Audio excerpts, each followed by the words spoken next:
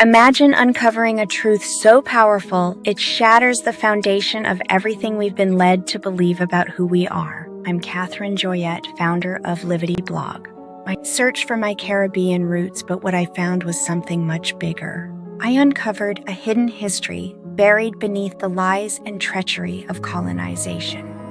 There are land papers before slavery in my people's name here.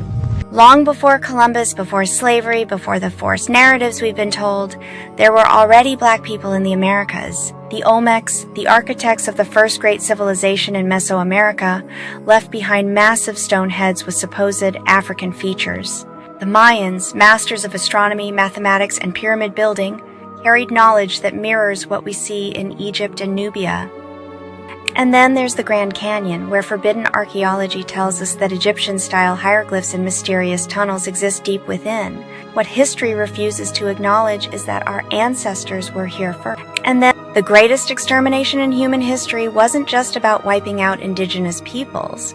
It was about erasing the memory of who they were and who this land truly belonged to. Through eugenics and reclassification, entire nations of our ancestors were erased from record. Black indigenous peoples, those with deep roots in this land, were relabeled as Negro, colored, mulatto, and later African American. Why did so many families lose the story of their origins? Because for many, it wasn't lost, it was stolen.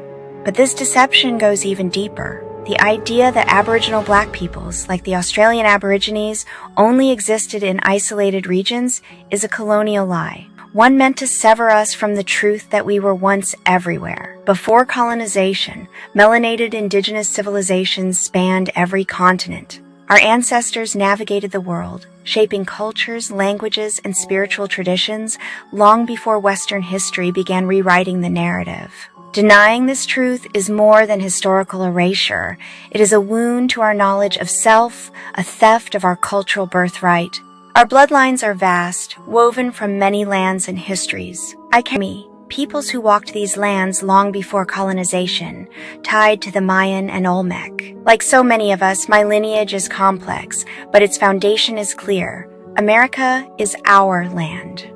We are not just descendants of Africa. In us flows the blood of original people of this continent. The Great Extermination wasn't just about genocide. It was about erasing our memory, severing us from our truth, and making us forget who we are. But we are still here. It's time to reclaim what was stolen, to write our own history, to honor the truth that has always been ours.